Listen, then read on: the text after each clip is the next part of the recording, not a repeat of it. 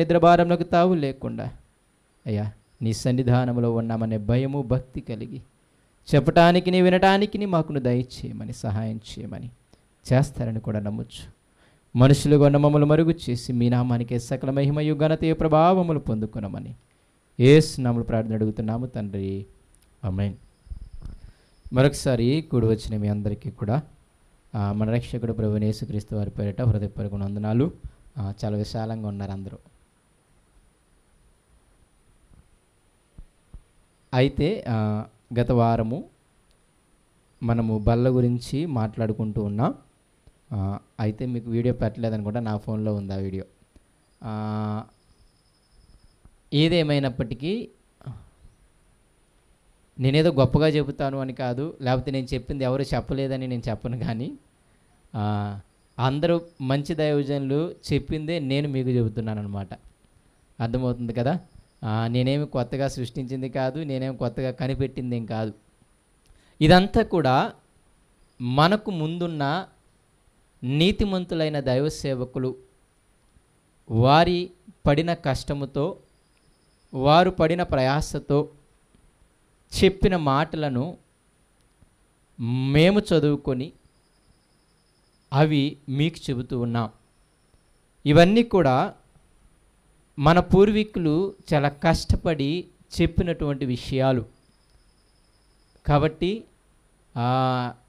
నేనేదో కొత్త విషయాలు చెబుతానని, లేకపోతే నేను చెప్పింది మీకు ఎక్కడ దొరకదు అని కూడా నేనేం చెప్పను, కానీ చాలా జాగ్రత్తగా ఆలకించటానికి మీరు ప్రయత్నం చేయమని నా ఉద్దేశం. బలలో చేతులు వేసేటప్పుడు చాలా అయోగ్యముగా మనము చేతులు వేస్తున్నాము అన్నది నిజంగా దీనిని ధ్యానించేంతవరకు నాకు కూడా అంతగా అవగాహన లేదు. ఎప్పటి నుండి అనుకుంటున్నాం కానీ కొంచెము ధ్యానిద్దాము అని. కానీ దాని గురించి పూర్తిగా ధ్యానిస్తూ ఉన్నప్పుడు అసలు ఆ కొరింథీ పత్రికలో దాని గురించి ఆలోచిస్తూ ఉన్నప్పుడు మనము నిజంగానే అయోగ్యముగా చేతులు వేస్తున్నాము అనే విషయము మనకి అర్థమవుతూ ఉంటుంది. అయితే మీకు పోయిన వారము నేను అయోగ్యంగా చేతులు వేయటం అనే విషయము అంత ఈజీ కాదు, చాలా దేవుడు ఊరుకునేవాడు కాదు అని మీకు చెప్పాను. ఇదిగో బల్ల ఎక్కడ ప్రారంభమైంది అంటే యేసుక్రీస్తు వారితో ప్రారంభమైంది అని, అందులో చేతులు వేసిన వాళ్ళు 12 మంది శిష్యులు అని, ఆ 12 మంది శిష్యుల్లో ఒక ఆయన అయోగ్యంగా చేతులు వేశాడు అని, ధనాపేక్ష కలిగి యేసును అప్పగించటానికి పన్నాగం పన్ని ఇదిగో అయోగ్యముగా ఆ బలలో చేతులు వేసినప్పుడు నిజంగా ఆయన మరణము చాలా దారుణముగా జరిగింది అని ఆ యోధ ఉరిపోసుకొని మన భాషలో ఒక కుక్క చావు చావటానికి కారణము ఒక విధంగా ఈ విధంగా మనం చెప్పొచ్చు, యేసయ్య యొక్క బల్లలో అయోగ్యముగా చేతులు వేశాడు అని మనము చెప్పొచ్చు అన్నమాట. అందుకే ఆయన అన్నాడు, ఇందువలననే మీలో అనేకులు బలహీనులను, రోగులను, చాలామంది నిద్రిస్తున్నారు అంటే చనిపోతున్నారు అని చెప్పాడు. ఎందువలన అంటే అయోగ్యముగా చేతులు వేయడమును బట్టి. కాబట్టి ఈ బల్ల గురించి తెలుసుకోవటము, దీని వెనక దేవుని ఉద్దేశము తెలుసుకోవటము, దాన్ని తెలుసుకొని మనందరము జాగ్రత్త పడటం మంచిది. అయితే మీ అందరికీ అనిపించవచ్చు, ఓహో ఈ వారం నేను సరిగ్గా లేను కాబట్టి, ఈ నెల నేను సరిగ్గా లేను కాబట్టి బలను నేను తీసుకోను, లేకపోతే అమ్మో బలను తీసుకొని అనవసరంగా చచ్చిపోవడం కంటే తీసుకోకుండా ఉంటే బాగుంటుంది అనేది ఏమీ లేదు. ఆయన శరీరాన్ని, ఆయన రక్తాన్ని తిని త్రాగిన వాడు వానికి జీవము లేదు. అర్థమవుతుందా? ఆయన శరీరాన్ని, రక్తాన్ని ఎవరైతే తినరో వారికి జీవం లేదు, వాళ్ళకి ఆటోమేటిక్గా నరకమే. కానీ మరి ఎందుకు ఈ భయపడే విషయాలు చెప్తున్నానంటే ఆయన భయపెట్టడానికి కాదు, మీరు మంచిగా ఉండి చక్కగా దేవుని బల్లలో చేతులు వేసి మీరందరూ రక్షింపబడాలని ఈ మాటలు చెబుతున్నారు. చాలామంది మనం ఏం చేస్తామంటే బల్లలో చేతులు వేయకుండా ఆగిపోతాం ఏదైనా తప్పు చేసినప్పుడు. అది అందరం అనుభవించిన వాళ్ళమే, కానీ అది అంత మంచి పద్ధతి ఏమీ కాదు. సరే, ఒక నెల వేయలేదు అనుకుందాం, వచ్చే నెలకైనా నీకు అర్థమైంది కదా నువ్వు చేసిన తప్పేంటో, నేను చేసిన తప్పేంటో నాకు అర్థమవుతుంది కదా, కాబట్టి దాన్ని మానేసుకునైనా త్వరగా మనం మళ్ళీ బలలో చేతులు వేయడం మంచిది. చాలామంది బాప్తిసము తీసుకొని ఇదిగో నేను సరిగ్గా ఉండటం లేదని బలలో చేతులు వేయకుండా ఉండేవాళ్ళు చాలామంది ఉంటున్నారు. కానీ అదేం మంచిదేం కాదు. ఆయన ఉద్దేశం ఏంటి అంటే మీరు సరిగా ఉండి సరిగా ఉండటానికైనా బల్లని ఆచరించాలన్నది ఆయన ఉద్దేశం. కాబట్టి తీసుకోకపోతే ఏ బాధ ఉండదు, నాకు ఏ బలహీనతలు రావు, నాకు ఏ రోగాలు రావు, మేము చచ్చిపోకుండా ఉంటామని అనుకోమాకండి. ఇంకా తీసుకొని శిక్ష పొందితే మంచిది.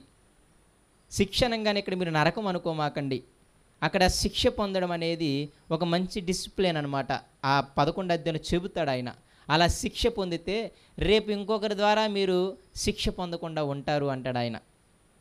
ఇంకో మాట చెప్పాలి అంటే శిక్ష పొందామనుకోండి, ఆ పాపానికి మనం పొందేశాం కాబట్టి మనం ఇప్పుడు ఏమవుతాం, పాపాన్ని నుండి మనం విడిపింపబడతాం. అంతేనే కదా, ఒక పాపం చేశాము, దానికి శిక్ష పొందాము, ఇక తర్వాత ఏమవుతుంది, మళ్ళీ ఆ పాపం మన మీద ఏలదు. అంతేనే కదా, ఒకరిని చంపాడు అనుకోండి, నరహత్య చేశాడు అనుకోండి, 14 సంవత్సరాలు శిక్ష పడుతుంది. తర్వాత బయటకు వచ్చిన తర్వాత వాడిని మళ్ళీ అదే నరహత్యని బట్టి మళ్ళీ జైల్లో వేస్తారేమన్నా? శిక్ష వేయడం మంచిదే. ఎందుకంటే మిగతా వాళ్ళు శిక్ష వేయకుండా ఉంటారనమాట తర్వాత. కాబట్టి ఆ ఉద్దేశంతో చెబుతున్నమాట, అంతే తప్పేదో నరకములో వేస్తాడన్నది ఆయన ఉద్దేశము కాదు.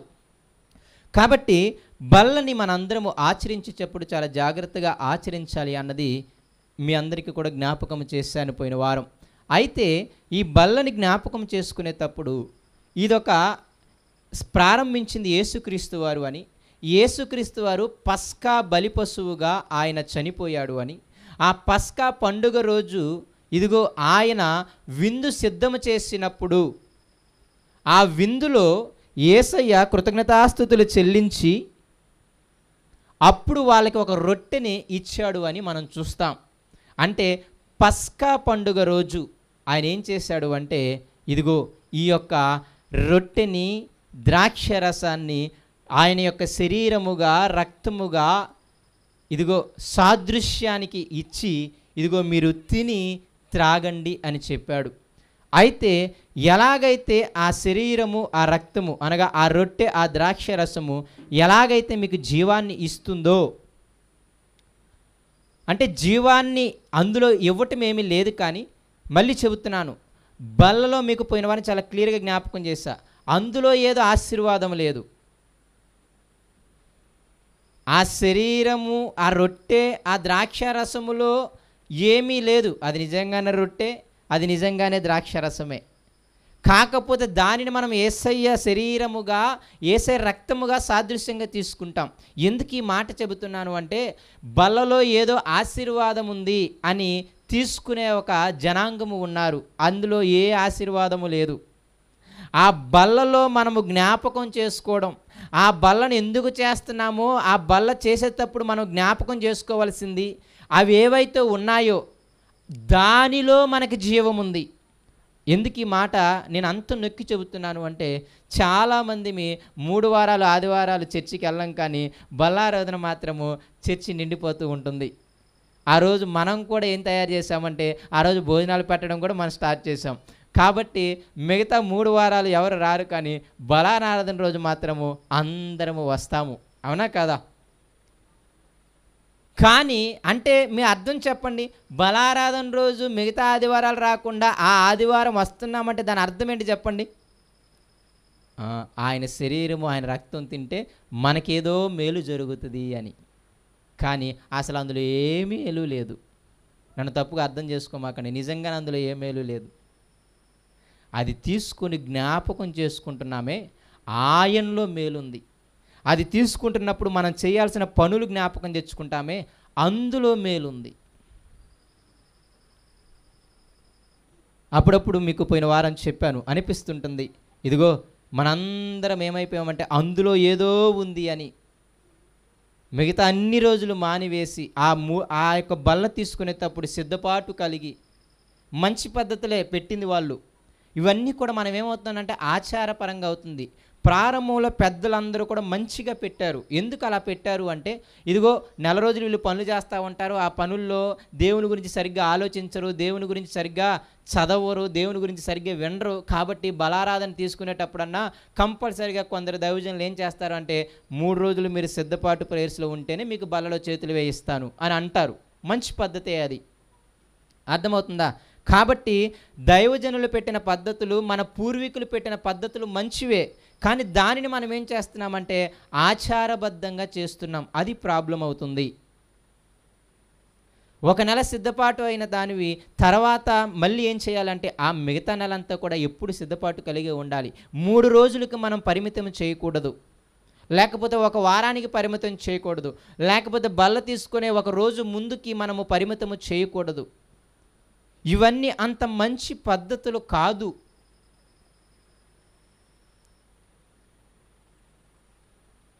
ఇవన్నీ కూడా మనము ఆలోచించగలగాలి.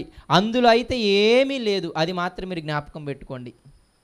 అది తింటే మీకు ఆశీర్వాదం వస్తుందో లేదో నాకు తెలియదు, కానీ అది తింటే మాత్రం శిక్ష వస్తుందని అయితే నేను కరెక్ట్గా చెప్పగలను. అప్పుడప్పుడు అనిపిస్తుంటుంది, ఇదిగో సాతాను మనల్ని ఏం చేస్తుంది అంటే మరింత నరకపాత్రలను చేస్తుందేమో, 3 వారాలు మానేసి బలారాధన రోజు చేతులేపించి. నిజమే అనిపిస్తుంటుంది, ఆలోచించండి మీరు, అవునా కాదా? సాతాను ఎంత తెలివి కలిగిందంటే మీకు ఉదాహరణ చెప్పాను. మనల్ని ఏమి చేయలేక మన దేవుణ్ణే మన దేవుని చేతే మనల్ని శిక్షించేలా చేస్తుంది. అదే బిలాము చేసింది. ఆయన దేవుడు మామూలు దేవుడు కాదయ్యా, మనం ఆ ఇజ్రాయిల్ని ఏమీ చేయలేము, కాబట్టి కానీ వాళ్ళ దేవుడే వాళ్ళని శిక్షించాలి అంటే వాళ్ళు వ్యభిచారం చేసేలాగా అన్ని స్త్రీలను పెళ్లి చేసుకునేలా నువ్వు చేయగలిగితే మనం కొట్టక్కర్లేదు, వాళ్ళ దేవుడే వాళ్ళని శిక్షిస్తాడని చెప్పాడనమాట. అలాగూ బిలాము దేవుని శక్తిని ఎరిగి, సాతాను కూడా దేవుని శక్తిని ఎరిగి, ఇదిగో మనము దేవుడు ఉన్నంత వరకు వాళ్ళని ఏం చేయలేములే, కానీ వాళ్ళని ఏదన్నా పాపం చేసేలా చేయగలిగితే దేవుడే వాళ్ళని శిక్షిస్తాడు అనేలాగా అప్పుడప్పుడు అనిపిస్తుంటుంది. బల్లలో చేతులు వేయించి మనలందరినీ శిక్ష పొందేలా చేస్తుందేమో అని. ఇదంతా మిమ్మల్ని భయపెట్టడానికి నేను చెప్పటం లేదు సుమా, అలాని బలలో చేతులు వేయొద్దని చెప్పడానికి నేను చెప్పటం లేదు. పౌలు గారు కూడా మీరు ఇక బలలో చేతులు వేయొద్దని చెప్పడానికి కూడా చెప్పలేదు. మీరందరూ మంచిగా ఉండి బలలో చేతులు వేయగలిగితే మీరందరూ రక్షింపబడతారు అని ఆయన ఉద్దేశం అన్నమాట. కాబట్టి ఈ విధంగా మీరు ఈ యొక్క ప్రారంభపు మాటలు చాలా జాగ్రత్తగా జ్ఞాపకం పెట్టుకోండి. అయితే ఈ యొక్క యేసయ్య యొక్క రొట్టె ద్రాక్షారసం గురించి అర్థం అవ్వాలి అనుకున్నప్పుడు మనకు ప్రారంభంలో అర్థం అవ్వాల్సింది ఏంటంటే పస్కా పండుగ గురించి అర్థం అవ్వాలి. అందులో మీకు పోయిన వారము పస్కా పండుగ గురించి మొత్తం చెప్పాను. ఒక పస్కా పండుగ వెనుకున్న 2 ఉద్దేశాలు చెప్పాను. మొదటి ఉద్దేశం ఏంటి అంటే దాస్యత్వం నుండి వాళ్ళు విడిపింపబడటం, అవునా కాదా?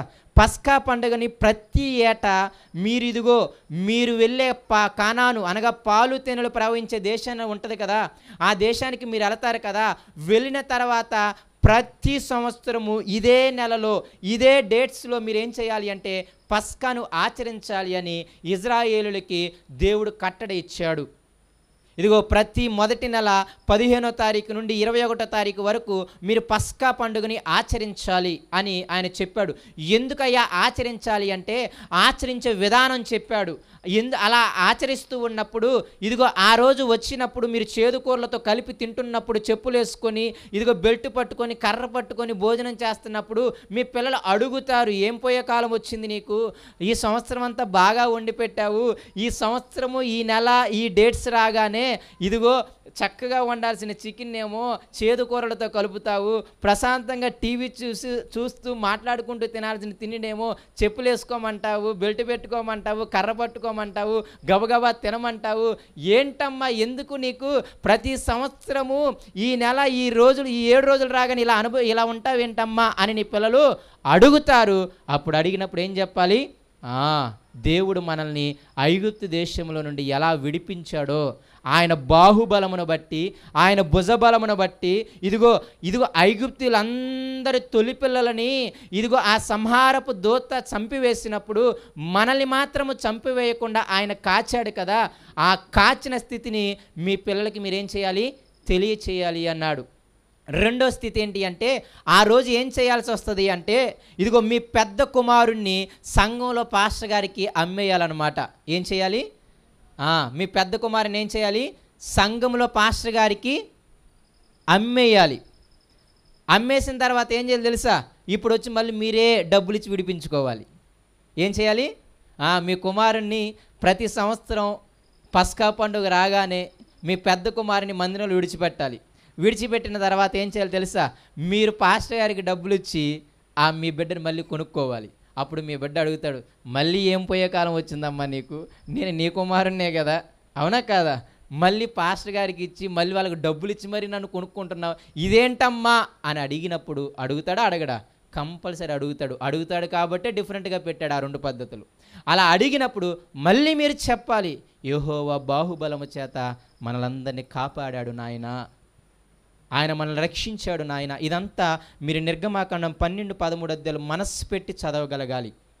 కాబట్టి ఇలాగ దేవుని యొక్క ప్రేమని, ఆ దేవుడు మనల్ని ఎలాగో కాపాడాడో, దీనంతటి నుండి ఆ ఐగుప్తు దాస్యత్వం నుండి ఎలాగ విడిపించాడో మీరు మీ పిల్లలకి చెప్పాలమ్మా అని చెప్పటం కోసము ఆయన పస్కా పండుగని ప్రతి ఏటా 7 దినములు ఏం చేయమన్నాడు? పాటించమన్నాడు. ఆ పస్కా పండుగనే పులియ రొట్టెల పండుగ అని అంటారు. పులియని రొట్టెల పండుగ. ఆ 7 రోజులు కూడా పులియని రొట్టెలను తినాలి. ఈ 2 విషయాలు మనము చూచాం. ఒకటి దాస్యత్వం, రెండవది దేవుణ్ణి జ్ఞాపకం చేసుకోవడం. ఎందుకు జ్ఞాపకం చేసుకోవాలి అంటే బల్లలో కూడా జ్ఞాపకం చేసుకోవాలి మనం యేసయ్యని. అర్థమవుతుందా? కొన్ని పోలికలు ఉన్నాయి, అవి జాగ్రత్తగా చూడగలగాలి. అయితే 3వ విషయం మీకు చెబుతాను. 3వ విషయం ఎందుకయ్యా పస్కా పండుగ అని అంటే ఇంకొక మాట చెబుతున్నాడు చూడండి. నిర్గమాకాండము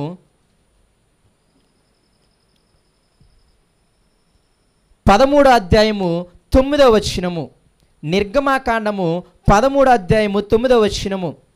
యెహోవా ధర్మశాస్త్రము నీ నోట ఉండునట్లు బలమైన చేతితో యెహోవా ఐగుప్తులోని నిన్ను బయటికి రప్పించిననుటకు ఈ ఆచారము నీ చేతి మీద నీకు సూచనగాను నీ కన్నుల మధ్య జ్ఞాపకార్థముగాను ఉండును. కాబట్టి ప్రతి సంవత్సరము ఈ కట్టడను దాని నియామక కాలమున నీవేం చేయాలి? ఆచరించాలి. నిర్గమాకాండం 13వ అధ్యాయం 9వ వచనం నేను చదివేది.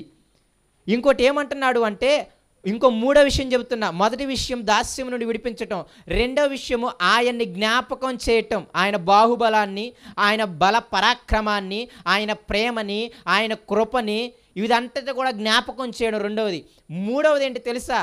నేను కనాను దేశానికి వెళ్ళిన తర్వాత ఇదిగో మీరందరూ మీ పిల్లలకి ఏం చేయాలి అంటే ధర్మశాస్త్రము మీ హృదయాల్లో ఉండేటట్లు.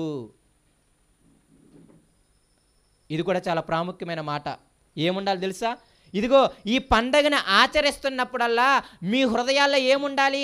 నేను ఇక నుండి ధర్మశాస్త్ర ప్రకారంగా బ్రతకాలి, నేను నా కుటుంబము దేవుని ధర్మశాస్త్ర ప్రకారంగా జీవించాలి అని కూడా మీకేం తెలియదు తెలుసా? ఈ యొక్క ఆచారము మీకు కట్టడగా ఉండాలి. ఇదిగో మీ చేతులకి సైన్ బోర్డుగా, సూచనగా. అంటే ఏంటి తెలుసా? ఒక సిగ్నేచర్, సైన్ అంటాం కదా, అవునా కాదా? బెల్లు మోగంగానే 4:30 అయింది, స్కూల్ నుండి ఇంటికి వెళ్ళిపోవాలి అని ఒక సూచన అన్నమాట. సైన్ బోర్డ్ అంటాం దాన్ని, అంతేనా కాదా? కాబట్టి ఇదిగో మీ యొక్క చేతులకు సూచనలుగా, మీ కనుల మధ్య ఏం చేయాలంట? జ్ఞాపకార్థముగా మీరు ఉంచుకోవాలి. ఈ 3వ విషయము చాలా ప్రాముఖ్యమైన విషయము. ఏంటిది అంటే ధర్మశాస్త్రము మీ హృదయములో ఉండునట్లు. అంటే మీరు ఫస్ట్గా దాస్యత్వం నుండి విడిపించబడ్డారు అని, దేవుడు బాహుబలము చేత మీరు విడిపింపబడ్డారు అని, ఆయన కృప చేత, ఆయన ప్రేమ చేత మీరు విడిపింపబడ్డారు అని, ఇదిగో ఈ 2 మీరు జ్ఞాపకం చేసుకున్న తర్వాత ఇప్పుడు ఏం చేయాలయ్యా? ఇక నుంచి నేను దేవుని ధర్మశాస్త్ర ప్రకారంగా నేను నా కుటుంబము బ్రతకాలి. ఇదిగో ఈ పస్కా పండుగ అయిపోయిన దినము నుండి మళ్ళీ పస్కా పండుగ వచ్చేంత వరకు కూడా నేను నా కుటుంబం ఏం చేయాలి? ఈ ధర్మశాస్త్ర ప్రకారంగా బ్రతకాలి అని మనందరము తీర్మానము తీసుకొని, ఇదిగో ఇజ్రాయేలులారా మిగతా సంవత్సరం అంతా మీరేం చేయాలి? ధర్మశాస్త్రానుసారంగా అంటే ఒక మాటలో చెప్పాలంటే వాక్యానుసారంగా మీరు బ్రతకాలి. ఆ మాట అర్థమైందా మీకు? మళ్ళీ ఆ మాట చదవండి, కావాలంటే 9వ వచనం మళ్ళీ ఒక్కసారి చదవండి. యెహోవా ధర్మశాస్త్రము నీ నోట ఉండునట్లు బలమైన చేతితో యెహోవా ఐగుప్తులో నుండి నిన్ను బయటకు రప్పించననుటకు ఈ ఆచారము నీకు సూచనగా ఉంది, నీకు జ్ఞాపకార్థముగా ఉంది. అర్థమవుతుందా మీకు? యెహోవా ఇవన్నీ ఎందుకు చేసావయ్యా అంటే, మూడవదిగా మనం గుర్తుపెట్టుకోవాల్సిన విషయము, నేను మిగతా జీవితము ధర్మశాస్త్ర ప్రకారంగా బ్రతకాలి అని. ఇదిగో ఇజ్రాయేలులారా, మీరందరూ జ్ఞాపకం తెచ్చుకున్న తర్వాత మీరు చేయాల్సిన పని ఏంటి తెలుసా? ఇకపై నేను ధర్మశాస్త్రాన్ని నా హృదయములో, నా నోటిలో ఉంచుకొని నేను నా కుటుంబం అంతా ఈ ధర్మశాస్త్ర ప్రకారంగా బ్రతకాలి అని. అందుకే మీరు లేవియాకాండం, ద్వితీయోపదేశకాండం చదవండి. మోషే వీళ్ళు కనాను దేశం వెళ్ళిన తర్వాత ఎలాగూ బ్రతకాలో వీళ్ళకి చెప్పు అని చెప్పి ఆజ్ఞలని, కట్టడలని, న్యాయ విధులని, శాసనాలని ఆయన ఇచ్చాడు. అవునా కదా? ఈ యొక్క పస్కా పండుగ రోజు దేవుడిచ్చిన ఆ ఆజ్ఞల్ని, ఆ కట్టడల్ని, ఆ శాసనాలని, ఆ యొక్క న్యాయ విధులని సుమారుగా 613 ఉన్నాయి చేయవలసినవి. ఇవన్నీ నేను చెయ్యాలి, ఇవన్నీ నా హృదయంలో ఉండాలి, నా నోటిలో ఉండాలి, వీటి ప్రకారంగా నేను నా కుటుంబము బ్రతకాలి అని మనందరము జ్ఞాపకం తెచ్చుకోవాలి. అది మూడో విషయము. ధర్మశాస్త్రము అంతా మన హృదయాల్లో ఉండాలి అని ఇజ్రాయేలుకు చెప్పాడు. అయితే నాలుగో విషయం కూడా మీకు చెబుతాను చూడండి. అయితే ఒకవేళ ఈ యొక్క పస్కా పండుగని ఒకవేళ వేరే వాళ్ళు ఆచరించాలి అంటే, ఈ ఇజ్రాయేలులతో పాటు అన్యులు వచ్చారు, పరదేశులు వచ్చారు, అవునా కాదా? బానిసలుగా. అంటే ఇజ్రాయేలులతో పాటు పని వాళ్ళు కూడా ఉన్నారు. ఈ పనోళ్ళు ఇజ్రాయేలులు కాదు. అర్థమవుతుందా? ఈ పనోళ్ళు ఎవరు కాదు? ఇజ్రాయేలులు కాదు. కానీ వాళ్ళకు కూడా ఏమనిపించింది అంటే, ఎంత బలము కలిగిన దేవుడు మాకు కూడా కావాలనిపించింది వాళ్ళకి. అర్థమవుతుందా? ఏమో 10 రకాల తెగులు తెచ్చి ఐగుప్తు దేవతలందరికీ తీర్పు తీర్చి, ఇదిగో మిమ్మల్ని తన బాహుబలం చేత చక్కగా ఐగుప్తు దేశం నుండి బయటికి తీసుకొచ్చాడు కదా, ఈ ఎర్ర సముద్రాన్ని దాటించి ఇవన్నీ చేసి, కాబట్టి ఇటువంటి దేవుడు మాకు కూడా కావాలన్నారనమాట. ఎవరు? మిగతా బానిసలుగా ఉన్న ఏరే పరదేశులు, పరజనులు, అంటే వారు వేరే దేశం వాళ్ళు ఏమన్నారు అంటే, మాకు కూడా ఈ పస్కా కావాలి, మేము కూడా పస్కాని ఆచరిస్తాం, మేము కూడా మీ దేవుణ్ణి కొలుస్తాం అని అంటే, అప్పుడు వాళ్ళందరికీ ఆయన చెప్పిన మాట ఏంటి తెలుసా? సున్నతి లేనివాడు పస్కాను ఆచరించటానికి హక్కు లేదు. ఈ నాలుగో విషయం కూడా జ్ఞాపకం పెట్టుకోవాలి. పస్కాని ఆచరించాలి అంటే సున్నతి పొంది ఉండాలి. సున్నతి లేకుండా ఈ పస్కాని ఆచరించకూడదు. మరి అలా అయితే సున్నతి లేని వాళ్ళందరం ఇంకా దేవుణ్ణి మేము వెంబడించలేమా అని అంటే, అప్పుడు ఆయన అన్నాడు, అలాంటి భేదమేమి లేదు, కానీ మీరు కూడా ఏం చేయాలంటే, మీకు ఒకవేళ మీరు పస్కాని ఆచరించాలి అంటే, ఇదిగో ఈ బలము కలిగిన దేవుడు మీకు కూడా కావాలి అనుకుంటే, మీ కుటుంబాలకు కూడా కావాలి అనుకుంటే, ఇదిగో ఈ బలము కలిగిన దేవుడు మిమ్మల్ని, మీ కుటుంబాలను కూడా కాపాడాలనుకుంటే, మీరందరూ ఏం చేయాలి తెలుసా? మీరు కూడా సున్నతి పొందాలి. మీ ఇంట్లో ఉన్న మగవారందరూ కూడా ఏం చేయాలి? సున్నతి పొందాలి అని ఆయన ఆజ్ఞ ఇచ్చి, ఎప్పుడైతే సున్నతి పొందారో ఇక వాళ్ళందరూ ఎవరు తెలుసా? ఇక పరజనులు కాదాళ్ళు, వాళ్ళు కూడా ఎవరితో? ఇజ్రాయేలులతో ఎక్కువాలన్నమాట. ఈ పోలిక 4వది గుర్తుపెట్టుకోవాలి. ఈ 4 పాయింట్లు మళ్ళీ మీకు కొత్త నిబంధనలు చెబుతాను, అందుకే ఇంతలా చెప్తున్నాను. 4వ పోలిక కంపల్సరీ గుర్తుండాలి. అందుకే దానికి మీరు సున్నతి గురించి కావాలి అంటే 12వ అధ్యాయానికి రండి. 43వ వచనం నుండి 51వ వచనం వరకు, 43వ వచనం నుండి 49వ వచనం వరకు మీరు చూసుకోండి, సరిపోతుంది, మీకు అక్కడ ఉంటుంది. ఇదిగో 47వ వచనం చదువుతాను చూడండి. ఇజ్రాయేలు సర్వ సమాజం ఈ పండుగను ఆచరింపవలను, నీ యొద్ద నివసించు పరదేశి యెహోవా పస్కాను ఆచరింపగోరిన యెడల అతనికి కలిగిన ప్రతి మగవాడు సున్నతి పొందవలను, తరువాత అతడు సమాజములో చేరి దానిని ఆచరించవచ్చును. అట్టివాడు మీ దేశములో పుట్టిన వాడితో సమడగును, సున్నతి పొందని వాడు దానిని తినకూడదు. దేశస్థునికి మీలో నివసించు పరదేశికిని దీని గూర్చిన ఒకటే విధి ఉండవలెను. అయితే దేవుడు అయ్యా నీవు నాకు కావాలి అని అడిగినప్పుడు ఆయన ఏమి వెలివేయటం లేదులే, కానీ ఆయన ఏం చేయమంటున్నాడంటే మీరు కూడా సున్నతి పొందితే మీరు కూడా ఇదిగో ఇజ్రాయేలులైన నా పిల్లలతో మీరు కూడా సమాన వారసులు. ఇజ్రాయేల్ కూడా గట్టిగా చెబుతున్నాడు. ఇక తర్వాత వారిని పనోళ్ళుగా, తర్వాత వాళ్ళని పరదేశులుగా పరజనులుగా చూస్తే ఊరుకోను. వాళ్ళు ఎవరు తెలుసా? ఇక మీ వంశపు వారే. ఆ మాట అర్థమవుతుందా? ఎప్పుడైతే సున్నతి పొందారో అప్పుడు వీళ్ళకి పస్కా పండుగని ఆచరించే స్థితి వచ్చింది. మళ్ళీ చెబుతున్నా, సున్నతి పొందితేనే ఆ బాహుబలము కలిగిన దేవుడు వీళ్ళకి అండగా ఉంటాడు. ఆ బలపరాక్రమములు కలిగిన దేవుడు వీళ్ళ కుటుంబాన్ని కూడా కాపాడుతాడు. ఎలాగైతే ఇజ్రాయేలులు సున్నతి పొంది వాళ్ళు ఉన్నారు కాబట్టి వాళ్ళని కాపాడిన దేవుడు, సున్నతి లేని ఐగుప్తీయులందరినీ నాశనము చేసిన దేవుడు, అలాగే మిమ్మల్ని కూడా మీ కుటుంబాలను కూడా కాపాడాలి అంటే పరజనులారా, పరదేశులారా మీరందరూ కూడా సున్నతి పొంది ఉండాలి. అప్పుడు మాత్రమే ఈ దేవుడు మీకు సహాయకుడుగా ఉంటాడు. ఇది 4వ ఆజ్ఞ. మొదటిది ఏంటి? దాస్యత్వం నుండి విడిపించటం. రెండవది ఏంటి? దేవుని యొక్క బాహుబలాన్ని, బలపరాక్రమాన్ని, ఆయన కృపని, ప్రేమని వీటన్నిటిని కూడా జ్ఞాపకం చేసుకోవడం. మూడవది ఏంటి? ధర్మశాస్త్రము మీ నోట్లలో, మీ హృదయాలలో ఉండాలి అని. నాలుగవది ఏంటి తెలుసా? సున్నతి పొందితేనే ఇది ఆచరించటానికి యోగ్యులు. సున్నతి పొందిన వారికే ఈ దేవుడు చెందినవాడు. మరి సున్నతి లేని మా పరిస్థితి ఏంటయ్యా? మాకు నువ్వు చెందవా? మాకు సహాయం చేయవంటే నేను సహాయం చేస్తాను, కానీ మీరందరూ కూడా ఏమై ఉండాలి? సున్నతి పొంది ఉండాలి. ఐదవదిగా ఒక మాట జ్ఞాపకం చేసి ఈ పస్కా పండుగను గురించి నేను ముగిస్తాను. అయితే ఈ పస్కా పండుగలో బాగా జ్ఞాపకం ఉంచుకోవాల్సింది ఏంటంటే నాశనము అవ్వకుండా ఉండటము.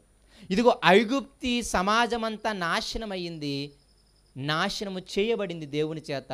ఇజ్రాయేలు సమాజం అంతా నశించిపోకుండా చక్కగా ఉండగలిగింది. ఈ మాట కూడా మీరు జ్ఞాపకం పెట్టుకోవాలి.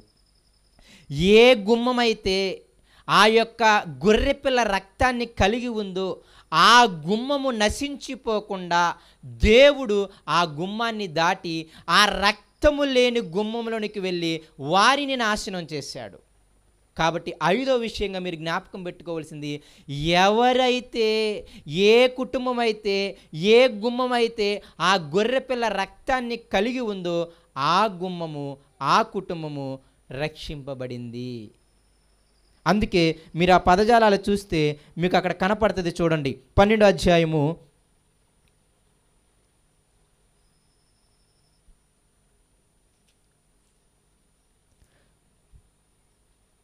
13వ వచనము, మీరున్న ఇండ్ల మీద ఆ రక్తము మీకు గుర్తుగా ఉండును, నేను ఆ రక్తమును చూచి మిమ్మును నశింపచేయక దాటిపోయేదను.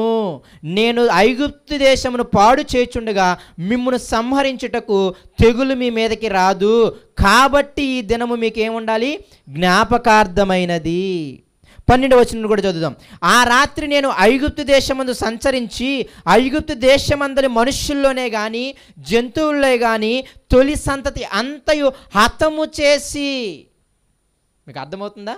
ఎవరైతే గొర్రెపిల్ల రక్తాన్ని కలిగి ఉన్న కుటుంబాలైతే ఆ ఇజ్రాయేలుని నాశనం చేయకుండా దాటిపోయాడు. అందుకే పస్కా పండుగ అంటే మనం చెప్పాం దాటిపోవటము అని, పాస్ ఓవర్ అని అంటాం ఇంగ్లీష్లో.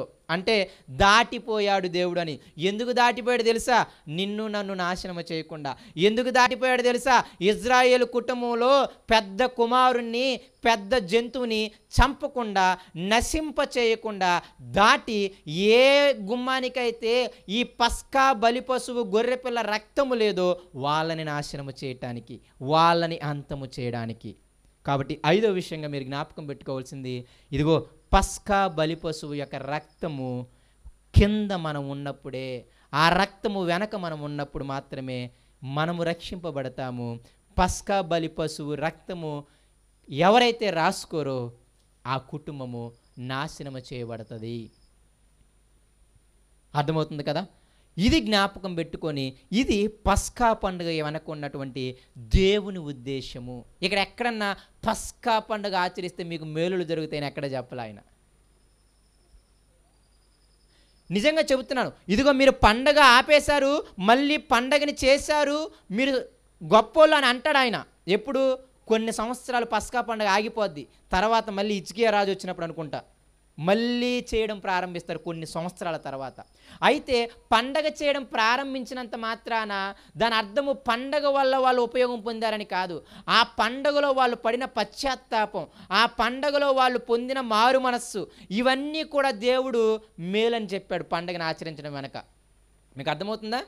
కాబట్టి ఇక్కడ మళ్ళీ నేను జ్ఞాపకం చేస్తున్నాను, ఇదిగో పస్కా పండుగ ఆచరించటం వల్ల వాళ్ళకి ఏ మేలు కలదు, కానీ ఆ పస్కా పండుగలో ఈ 5 విషయాలు జ్ఞాపకం చేసుకొని, ఇదిగో దేవుడు నన్ను ప్రేమ చేత, దేవుడు తన బాహుబలము చేత ఈ దాస్యత్వము కింద నుండి నన్ను విడిపించాడు అని జ్ఞాపకం తెచ్చుకొని, ఇదిగో ఎప్పటి నుండి నేనేం చేయాలి అంటే ఆయన ధర్మశాస్త్రాన్ని నా నోటిలో నా హృదయంలో ఉంచుకొని ఆయనకి ఇష్టంగా బ్రతకాలి అని, అలా బ్రతకకపోతే నన్ను నాశనము చేస్తాడు అని, ఒకానొక రోజు నన్ను నాశనం అవ్వకుండా నన్ను కాపాడాడు అని, ఇవన్నీ జ్ఞాపకం తెచ్చుకొని నీవు నీ పిల్లలని, నీ కుటుంబాన్ని దేవుని ధర్మశాస్త్రాన్ని నీ హృదయంలో ఉండేటట్లు చేసుకోవడమే ఈ పండగ ప్రాముఖ్యత.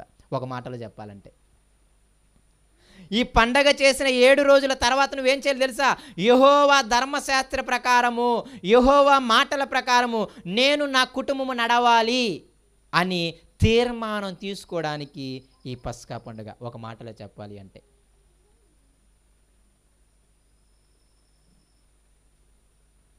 ఈ 5 విషయాలను మీరు జ్ఞాపకం చేసుకున్నప్పుడు, కొత్త నిబంధనకు వచ్చినప్పుడు ఈ పస్కా బలి పశువుగా యేసయ్య ఉంటాడు.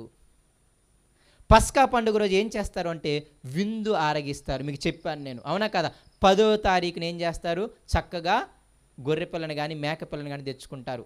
14వ తారీఖు వరకు చక్కగా మేపుతారు, అవునా కదా? 14వ తారీఖు సాయంత్రం, అనగా 15వ తారీఖు ముందనమాట. అంటే యూదుల ఆచారం ప్రకారము సాయంత్రం 6 నుండి రోజు ప్రారంభమవుతుంది. ఎన్నింటికా నుండి? సాయంత్రం 6 నుండి మళ్ళీ రేపు సాయంత్రం 6 వరకు ఒక రోజు వాళ్ళకి. కాబట్టి వీళ్ళు ఏం చేస్తారు అంటే 15వ తారీఖు ఎప్పుడు వస్తుంది వాళ్ళకి? ఎప్పుడు వస్తుంది?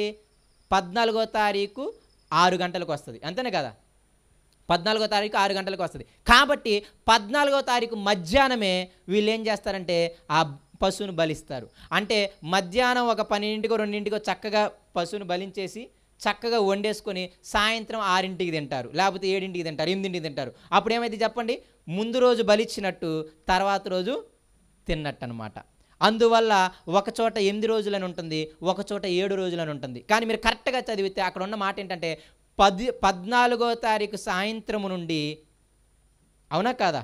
21వ తారీఖు సాయంత్రం, క్షమించండి, 15వ తారీఖు సాయంత్రం నుండి 21వ తారీఖు సాయంత్రం వరకు అని ఉంటుంది.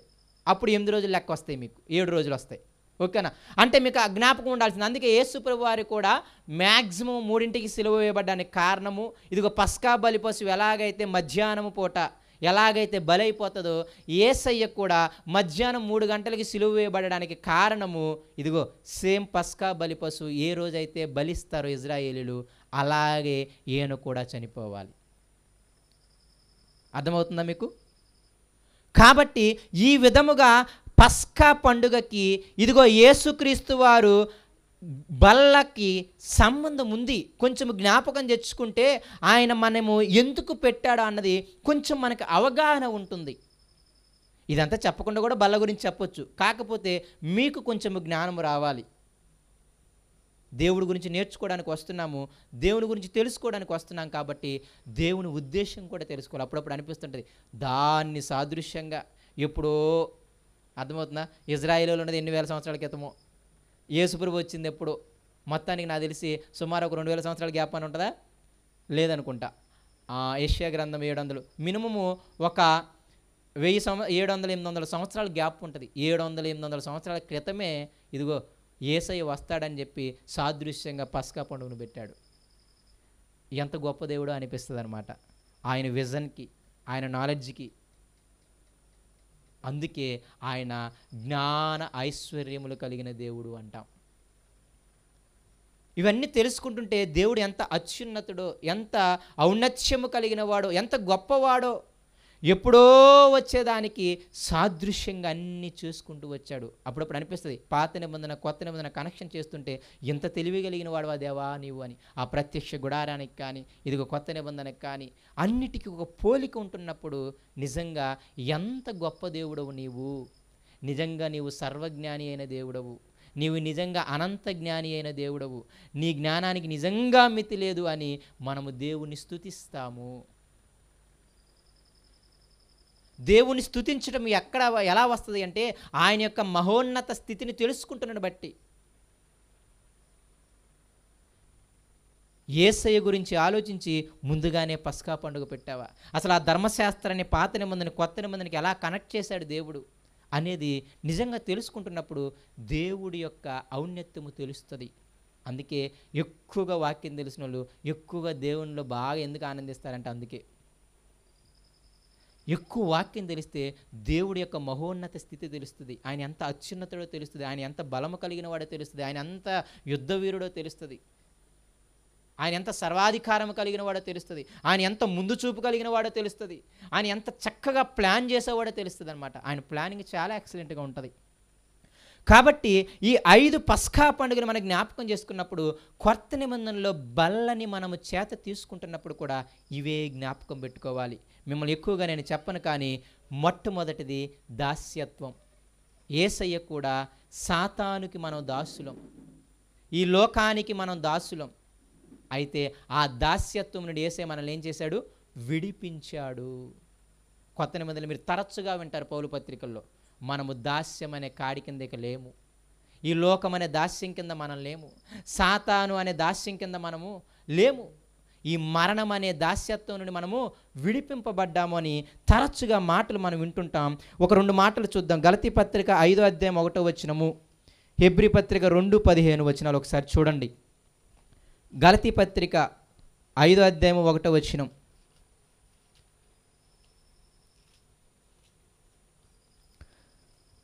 ఈ స్వాతంత్ర్యము అనుగ్రహించి క్రీస్తు మనలను స్వతంత్రులుగా చేసి ఉన్నాడు, కాబట్టి మీరు స్థిరముగా నిలిచి మరలా దాస్యమును కాడి క్రింద చిక్కుకొనకుడి. ఇదిగో యేసయ్య మనల్ని ఏం చేశాడు తెలుసా? ఏం చేశాడు? దాస్యం నుండి విడిపించాడు, స్వతంత్రులుగా చేశాడు. మళ్ళీ ఆ దాస్యం కిందకి మీరు వెళ్ళమాకండి, స్థిరంగా ఉండండి అని చెబుతున్నాడు. ఏం దాస్యత్వం అంటే కింద చెబుతాడు ఆత్మ గురించి, ఆత్మ ఫలాల గురించి, శరీర క్రియల గురించి చెబుతాడు. అవునా కదా? అదే గలతీ పత్రిక 5వ అధ్యాయంలో చెప్తాడు. శరీర క్రియలు చేయటము మనము సాతాను అనే దాస్యం కింద ఉన్నాం. మనము శరీరం యొక్క మనసు యొక్క కోరికలను నెరవేర్చుకుంటూ ఇదిగో ఎవరు? వాయుమండల అధిపతి అయిన సాతాను యొక్క అధిపతి కింద మనందరం ఉన్నామని ఎఫెసీ పత్రికలో కూడా చెబుతాడు. అందుకే ఆయన ఏమన్నాడు తెలుసా?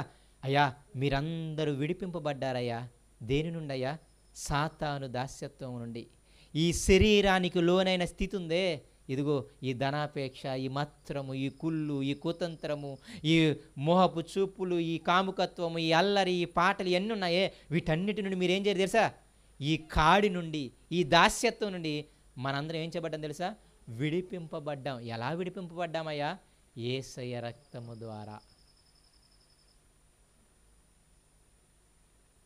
యేసయ్యకున్న అధికారము ద్వారా. ఇదిగో భూమి మీద ఎవరికైనా పాపములు క్షమించే అధికారం ఉందంటే ఎవరికి లేదు, ఒక్క మనుష్య కుమారుడికి తప్ప. ఇందాక మీకు చెప్పానే, మొదటి విషయము దాస్యత్వము, రెండో విషయము ఆయన బలము, ఆయన ప్రేమ విడిపించడం వెనక కారణం. అదే జ్ఞాపకం చేసుకోవడం. ఇక్కడ కూడా బల్లలో మనం చేతులు వేస్తున్నప్పుడు, ఆ శరీరాన్ని, ఆ రొట్టెని తీసుకుంటున్నప్పుడు మనము జ్ఞాపకం పెట్టుకోవాల్సిన విషయం ఏంటి తెలుసా? అందుకే మీకు బల్ల తీసుకునేటప్పుడు 4 పదాలు జ్ఞాపకం ఉండాలని చెప్పాను. మొట్టమొదటి పదము కృతజ్ఞతాస్తుతులు చెల్లించటము, తర్వాత పదము జ్ఞాపకము చేసుకోవటము, తర్వాత పదము అయోగ్యముగా తినడం అంటే ఏంటి అని, తర్వాత పదము పరీక్షించుకోవడము. ఇవన్నీ బల్లలో ఉన్నటువంటి జ్ఞాపకం ఉంచుకోవాల్సిన మాటలు. ఇంకొక పదము ఆయన మరణాన్ని ప్రచురించటము అని. కృతజ్ఞతాస్తుతులు చెల్లించడం మొదటిది, తర్వాత జ్ఞాపకం చేసుకోవడం రెండవది, తర్వాత ఏం చేయాలి? ఆయన మరణాన్ని ప్రచురించటము మూడవది. తర్వాత ఆలోచించాలి, పరీక్షించుకోవాలి, యోగ్యముగా తింటున్నావా అయోగ్యముగా తింటున్నావా అని. బల్ల వేసేటప్పుడు ఈ 5 మాటలు మీకు కంపల్సరీ జ్ఞాపకం పెట్టుకోవాలి. ఎందుకయ్యా కృతజ్ఞతాస్తుతులు? ఎందుకు కృతజ్ఞతాస్తుతులు? ఇప్పుడు దాకా సాతాను కింద, ఈ లోకము కింద బానిసలుగా ఉన్న మనలందరినీ కూడా యేసయ్య తన రక్తము ద్వారా, తన మరణము ద్వారా మనల్ని విడిపించాడు అని. అందుకే యేసయ్య ఒక రొట్టెని ఎత్తుకొని కృతజ్ఞతాస్తుతులు చెల్లించి ఇది నా శరీరము అన్నాడు. పౌలు కూడా రొట్టెనెత్తుకొని కృతజ్ఞతాస్తుతులు చెల్లించి ఇది ఆయన శరీరం అన్నాడు. ఆయన శరీరము అని నువ్వు జ్ఞాపకం తెచ్చుకునే ముందు కృతజ్ఞతలు ఉండగలగాలి. ప్రతి పదానికి, ప్రతి సందర్భానికి దేవుడు చాలా చక్కగా అమర్చాడు. ప్రతి వాక్యము కూడా దేవుని ఆవేశముతో వచ్చింది, అంత ఈజీగా రాలేదు. ప్రతి లేఖనం ఎలా వచ్చింది? దైవావేశము వలన. తిమోతితో అంటాడు పౌలు, ఈ వాక్యం అంత ఈజీగా రాలేదయ్యా, దైవావేశము. దానికి అంటాడు ఆయన ఊపిరి ద్వారా వచ్చిందంటాడు. ఈ వాక్యము తన ప్రాణం ఉంది ఈ వాక్యములో. దైవావేశము అనే ఇంగ్లీష్ పదానికి ఏముంటుందంటే ఊపిరి. దేవుడు ఊపిరి నుండి, అంటే అర్థమేంటి తెలుసా? తన ప్రాణం పెట్టి చేశాను. అప్పుడప్పుడు మీరు అంటారు కదా, నా ప్రాణం పెట్టి ఆ పని చేశానయ్యా అంటాం, అవునా కదా? ప్రాణం పెట్టడం అంటే ఏంటి? నిజంగా చచ్చిపోవడం అనా? చాలా కష్టపడి, శ్రమపడి, చాలా జాగ్రత్తగా ఆచితూచి అన్నీ వదిలేసుకొని దానికోసమే కష్టపడటాన్ని మనం ఏమంటామంటే ప్రాణం పెట్టాము అంటాం. బల్లను తీసుకునేటప్పుడు మొట్టమొదటి జ్ఞాపకము ఏంటి తెలుసా? కృతజ్ఞతాస్తుతులు. ఏంటయ్యా కృతజ్ఞతాస్తుతులు అంటే? మనందరము దాస్యత్వంలో ఉన్నాం. అందుకే హెబ్రీ పత్రిక 2:15 కూడా ఏమంటారు చూడండి ఒక మాట. హెబ్రీ పత్రిక 2:15.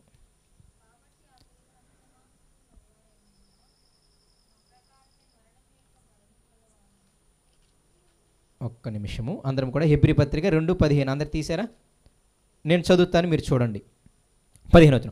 కాబట్టి ఆ పిల్లలు రక్తమాంసములు గలవారైనందున ఆ ప్రకారమే మరణము యొక్క బలము గలవానిని, అనగా అపవాదిని మరణము ద్వారా నశింపచేయుటకును, జీవిత కాలమంతయు మరణ భయము చేత దాస్యముకు లోబడిన వారిని విడిపించుటకును. ఎవరంట? యేసయ్య కూడా రక్తమాంసముల్లో పాలివాడాయను.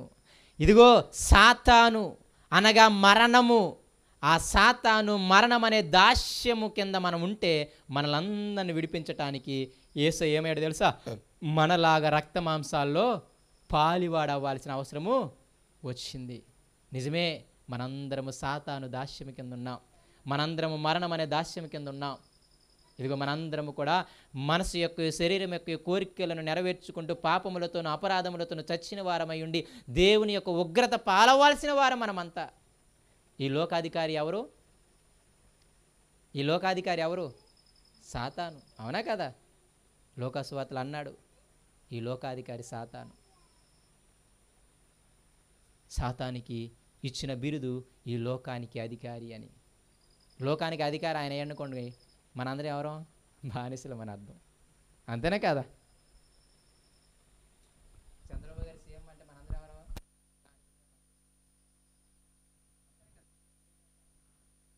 కాబట్టి ఒకరు అధికారి ఉన్నాడు అంటే వాడి కింద బానిసలు ఉంటాం. అందుకే మీరు చూడండి, ఇజ్రాయేలులు బుద్ధి లేక, దేవుని ప్రేమను గ్రహించలేక, ఇదిగో లోకములో అన్యులందరికీ రాజు ఉన్నాడు, మాకు కూడా రాజు కావాలన్నాడు. అప్పుడు ఆయన అంత చిలక్కు చెప్పినట్టు చెప్పాడు అనిపిస్తుంది మనకి. ఏం చెప్పాడు తెలుసా? అరే నాయన, రాజు ఉంటే మీకే బాధ, ఆ రాజు పల్లకిలో మోసేవాళ్ళు మీ పిల్లలే, అవునా కదా? రాజు వచ్చాడు అనుకోండి, వాళ్ళకి సెక్యూరిటీ గార్డ్స్ ఎవరు? మీ పిల్లలు ఉండాలి. రాజు వచ్చాడు అనుకోండి, రోడ్డు పొడవునా ఎవడ నడవాలి? మీరు ఉండాలి. రాజు చనిపోకుండా మరణానికి ఎవడు ముందు ఉండాలి? సెక్యూరిటీ గార్డ్స్కి మళ్ళీ మీ పిల్లలే ఉండాలి. అంత చెప్పాడు ఆయన. అధికారం అంత మంచిది కాదు. అధికారులు ఉంచుకోవడం అంత మంచిది కాదు. చివరికి వాళ్ళు అధికారం ద్వారా మిమ్మల్ని దాసులను చేస్తారు. అలాగా ఈ లోకాధికారి సాతాను అయితే, ఆ సాతాను కింద మన అందరం కూడా దాస్యులుగా ఉన్నాం. నిజంగా మరణ భయము, ఎప్పుడు చచ్చిపోతామో తెలియదు, ఎప్పుడు నరకానికి వెళతామో తెలియదు. ఈ శరీరము మనసు ఎన్ని నెరవేర్చుకుంటున్నాం. అందుకే ఆ గలతీలో పౌలు అన్నాడు, అయ్యా యేసయ్య మనల్ని విడిపించాడు ఆ శరీరం అనే దాస్యత్వం నుండి, ఆ సాతాను దాస్యత్వం నుండి, ఆ యొక్క మరణమైన దాస్యత్వం నుండి. యేసయ్య మనలాగా రక్తమాంసంలో పాలువాడై మన కోసం చచ్చిపోవాల్సి వచ్చిందయ్యా అని చెప్పాడనమాట. అందుకే అయ్యా దయచేసి రొట్టె విరిచేటప్పుడల్లా, నా శరీరం అని జ్ఞాపకం తెచ్చుకునేటప్పుడల్లా ముందు మీరే చేయాల్సింది ఏంటంటే కృతజ్ఞత ఆస్తుతులు చెల్లించండి దేవునికి. లేకపోతే నేను నరకానికి వెళ్ళవలసిన వాడను, వెళ్ళవలసిన దానను, ఈ లోకంలో అందరి చేత హీనంగా చూడవలసిన వాడను. కానీ వందనాలు చెప్పించుకుంటూ గౌరవాలు పొందుకుంటున్నామే, ఇదంతా ఎలా వచ్చింది అంటే యేసయ్య ప్రాణం పెట్టడమును బట్టి, మన దోషాలని మన పాపాలని ఆయన శరీరం మీద మోయడమును బట్టి, ఆయన కలిగిన దెబ్బల చేత మనకి స్వస్థత కలుగుటను బట్టి. కాబట్టి మొదటి విషయము కృతజ్ఞతాస్తుతులు జ్ఞాపకం చెల్లించుకోవాలి మనం. రెండో విషయము ఆయన బలాన్ని, ఆయన ప్రేమని. నిజంగా యేసయ్య ఆయనకి తప్ప పాపాన్ని తీసివేసే శక్తి ఎవ్వడికి లేదు. అదే శక్తి ఉన్న ఆయన అంతే ప్రేమ కలిగి మనందరి కోసం ప్రాణం పెట్టాడు. కాబట్టి బల్ల తీసుకునేటప్పుడు ఈ రెండో విషయాన్ని కూడా మనం జ్ఞాపకం పెట్టుకోవాలి, ఆయన ప్రేమని, యేసయ్య అధికారాన్ని. పాపాన్ని తీసే అధికారం ఆయనకే ఉంది. అందుకే చాలా కళాఖండిగా చెప్తాడు పరిశీలి సర్దుకలతో, మనుష్య కుమారుడికి ఏముంది, భూమి మీద పాపములను తీసివేసే అధికారం ఉంది అంటాడు. నాకు తప్ప, నా నామాన్ని తప్ప ఎవ్వరికి కూడా రక్షణ లేదు ఏ నామంలో, నా ద్వారా తప్ప ఎవ్వడు జీవానికి వెళ్ళలేడు. యేసయ్య అధికారము కనపడుతుంది, ఆయన ప్రేమ కనపడుతుంది. మీరు సువార్తలు చదువుతున్నప్పుడు ఆయన అధికారము గలివాని వలె బోధించినందుకు ఆశ్చర్యపోయారు వాళ్ళంతా.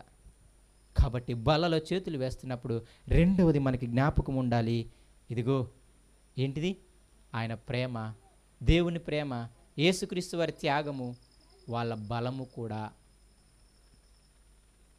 మొదటిది దాస్యత్వం, రెండోది వాళ్ళ ప్రేమ బలము. అదే కృతజ్ఞత ఆస్తుతులు చెల్లించటము అంటే.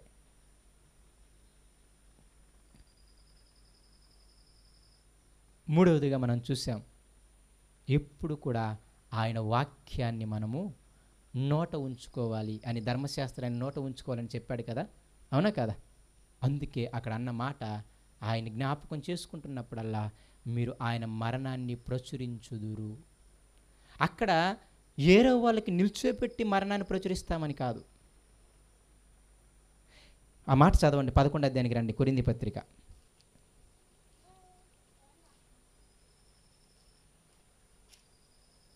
11వ అధ్యాయం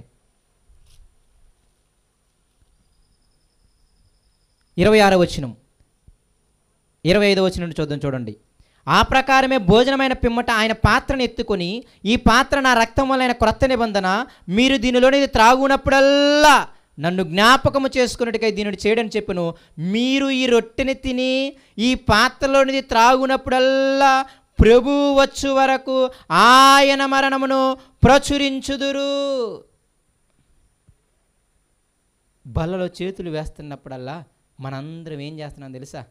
యేసయ్య మరణాన్ని ప్రచురిస్తున్నాం, జ్ఞాపకం తెచ్చుకుంటున్నాం. ఇదిగో భూమి మీద ఎప్పుడైతే, ఏ దినమైతే నువ్వు చక్కగా బల్లలో చేతులు వేస్తున్నావో ఆ ప్రతిరోజు కూడా ఒక ఆయన నా కోసం చచ్చిపోయాడు, ఒక ఆయన అందరి కోసం చచ్చిపోయాడు, ఒక ఆయన నా దాస్యత్వం నుండి విడిపించడానికి చచ్చిపోయాడు, ఒక ఆయన నన్ను నా ఎడల ప్రేమ కలిగి నన్ను కాపాడడానికి చచ్చిపోయాడు అని విరుస్తున్నప్పుడల్లా, తింటున్నప్పుడల్లా ఏం చేస్తాం తెలుసా? ఆయన మరణాన్ని మనం ప్రచురిస్తున్నాం. ప్రచురించుదురు. మీకు అర్థమైందా మాట? మీరు ప్రతి ఆదివారం విరుస్తున్నారనుకోండి, ప్రతి ఆదివారం కూడా ఆయన మరణాన్ని విరుస్తున్నప్పుడల్లా త్రాగుతున్నప్పుడల్లా యేసయ్య వచ్చేంత వరకు కూడా మనం ఆయన మరణాన్ని ప్రచురిస్తూనే ఉన్నాం. అంటే జ్ఞాపకం తెచ్చుకుంటూ ఉండాలి, ప్రచురించుకుంటూ ఉండాలి. ఒకరికొకరు మన హృదయాలకి మనం ప్రచురించుకోవాలి, మన తోటి వారికి మనం ప్రచురిస్తున్నాం. ఇదిగో మన కోసం ఆయన కష్టపడిన శరీరము, మన కోసం ఆయన కాచిన రక్తము, ఆయన మన కోసం మరణించాడు అని మనందరం రొట్టె విరిచినప్పుడల్లా సేవకుని ద్వారానో విశ్వాసుల ద్వారానో మనం ఏం చేస్తున్నాం? ఆయన మరణాన్ని జ్ఞాపకం తెచ్చుకుంటున్నాం, ఆయన శిలువ త్యాగాన్ని జ్ఞాపకం తెచ్చుకుంటున్నాం. అది ఇక్కడ ఉద్దేశం. ఇదిగో తింటున్నప్పుడల్లా, చేస్తున్నప్పుడల్లా నీ హృదయంలోకి నా హృదయంలోకి ఏమి రావాలి అంటే, ఆయన ఎలాగూ మరణించాడో, ఆయన శిలువ త్యాగము ఎందుకు జరిగిందో నీకు జ్ఞాపకం రావాలి. శిలువ త్యాగం జ్ఞాపకం వచ్చినప్పుడు ఎమ్మటే జ్ఞాపకం రావాల్సిన విషయం ఏంటి తెలుసా? ఆయన మరణం జ్ఞాపకం వచ్చినప్పుడు, ఆయన శిలువ త్యాగం జ్ఞాపకం వచ్చినప్పుడు ఏమి జ్ఞాపకం రావాలి? 1 పేతురు పత్రిక 2వ అధ్యాయము 24వ వచనం ఒకసారి చదవండి. 1 పేతురు పత్రిక 2వ అధ్యాయము 24వ వచనము. మనము పాపముల విషయమై చనిపోయి నీతి విషయమై జీవించున్నట్లు తనకు తానే తన శరీరమందు మన పాపములను తన మీద మోసుకొని మ్రాను మీద మోసుకొని చచ్చిపోయాడు చేత మనకి స్వస్థత అన్నాడు. అయితే అక్కడ మాట ఏంటి తెలుసా? ఆయన మరణము జ్ఞాపకం తెచ్చుకుంటున్నప్పుడల్లా మీకు జ్ఞాపకం రావాల్సింది ఏంటి తెలుసా? 3వ మాట చెప్పానే, ఆయన ధర్మశాస్త్రము మీ నోట ఉండాలి. దానికి మారు పదం ఇక్కడ ఏమన్నాడు అంటే, ఇదిగో ఆయన మరణాన్ని మీరు జ్ఞాపకం తెచ్చుకున్నప్పుడల్లా మీ అందరికీ ఏం జ్ఞాపకం రావాలి తెలుసా? నేను చచ్చిన వాడను, నేను చచ్చిన దానను. ఎలాగూ? ఈ లోకం విషయమై చచ్చిన దానను, ఈ లోకం విషయమై మరణించిన వాడను. నా ప్రాచీన స్వభావము మరణించింది, ఇక బ్రతికి ఉన్న నేను యేసయ్యతో పాటు లేపబడ్డాను. ఇక నేను నవీన స్వభావం, నవీన సృష్టి. నేను ఎవరి పోలికను ధరించుకోవాలి అంటే యేసయ్య పోలికను ధరించుకోవాలి. యేసయ్య ఎవరు? నీతిమంతుడు. ఇప్పుడు మనందరం ఏమవ్వాలి? నీతిమంతులుగా ఉండాలి. నీతి ఎలా వస్తుంది? ద్వితీయోపదేశకాండంలో ఒక చక్కని మాట ఉంటుంది, ఆయన ఆజ్ఞల్ని పాటించటమే నీతి అని. అర్థమవుతుందా? నీవు నేను నీతిమంతులు ఎలా తీర్చబడతాం? యేసయ్య చెప్పిన ప్రతి మాట ప్రకారంగా బ్రతికినప్పుడు మనం నీతిమంతులుగా తీర్చబడతాం. అంతేనా కాదా? యేసయ్య నీతిమంతుడేనా? ఎలా నీతిమంతుడు? దేవుడు చెప్పిన ప్రతి మాట ప్రకారంగా ఆయన బ్రతికాడు. అందుకే మీ అవయవాలను దుర్నీతి సాధనాలుగా కాకుండా నీతికి సాధనాలుగా అప్పగించుకోండి అంటాడు పౌలు గారు. నీతి అనే పదం వచ్చినప్పుడల్లా మీకు జ్ఞాపకం రావాల్సింది ఏంటి తెలుసా?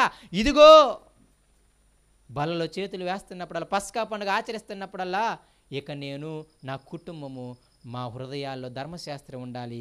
ఈ సంవత్సరం అంతా కూడా నేను నా కుటుంబము ధర్మశాస్త్ర ప్రకారంగా బ్రతకాలి అని ఎలాగైతే 3వదిగా జ్ఞాపకం తెచ్చుకోవాలో, మనము కూడా బలలో చేతులు వేస్తున్నప్పుడు, ఆయన మరణాన్ని ప్రచురిస్తున్నప్పుడు, నీ హృదయానికి నువ్వు ప్రచురించుకుంటున్నావు, నీ యొక్క సంఘానికి నీవు ప్రచురించుకుంటున్నావు, నీ సహోదరులకి నీవు ప్రచురిస్తున్నావు. విరిచినప్పుడల్లా ఇదిగో ఒక ఆయన మన కోసం చచ్చిపోయాడు అని.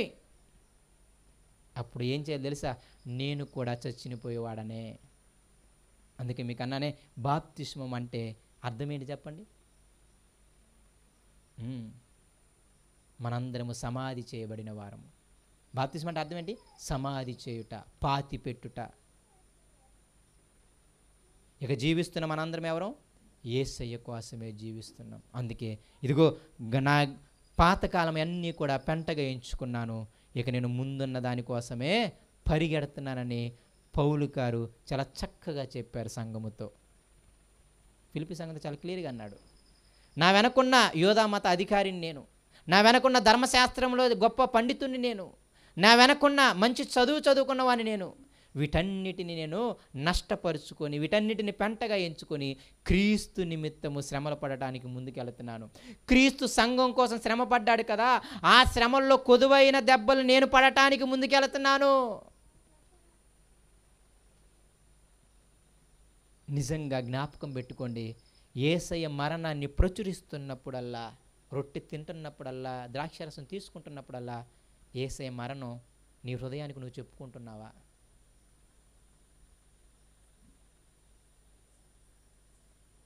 రొట్టె ద్రాక్షారసం తీసుకుంటున్నప్పుడల్లా ఆయన మరణాన్ని యేసయ్య వచ్చేంతవరకు ప్రచురిస్తున్నాం మనం. అంతేనే కదా? యేసయ్య వచ్చేంతవరకు విరిచే ప్రతి ఆదివారం, విరిచే ప్రతి నెల మనం ఏం చేస్తాం తెలుసా? విరుస్తున్నప్పుడల్లా ఆయన మరణాన్ని మనం ప్రచురిస్తున్నాం. ఆయన మరణాన్ని ప్రచురించడం అంటే అర్థం ఏమిటి అంటే, ఇదిగో ఆయన చచ్చిపోయాడు మన పాపల విషయమై, మనము నీతి విషయమై జీవించినట్లు ఆయన తిరిగి లేచాడు. అందుకే కొలస్సీ పత్రిక ఇవన్నీ మీరు చదివినప్పుడు మీరు నిజంగా యేసయ్యతో పాటు చనిపోయిన వారైతే, మృతి పొందిన వారైతే పైనున్న వాటినే వెదకండి, పైన యేసయ్య ఉన్నాడు అంటాడు. కొలస్సీ పత్రిక రేపు ఈ వారము ధ్యానం చేసుకుంటున్నప్పుడు 3-4 అధ్యాయాలు మీరు ధ్యానం చేసుకున్నప్పుడు మీకు అర్థమైపోతుంది. ఆయన చెప్పేది ఒకటి, మీరు పైనున్న వాటినే వెదకండి. ఎలా తెలుసా? క్రీస్తుతో కూడా మృతి పొందిన వారైతే. ఒక సవాల్ అనమాట. ఎలా అనిపిస్తుంది అంటే, నువ్వు నిజంగా మగాడు అయితే అన్నట్టు ఉంటుంది చూసావా, అలా అనిపిస్తుంది అనమాట.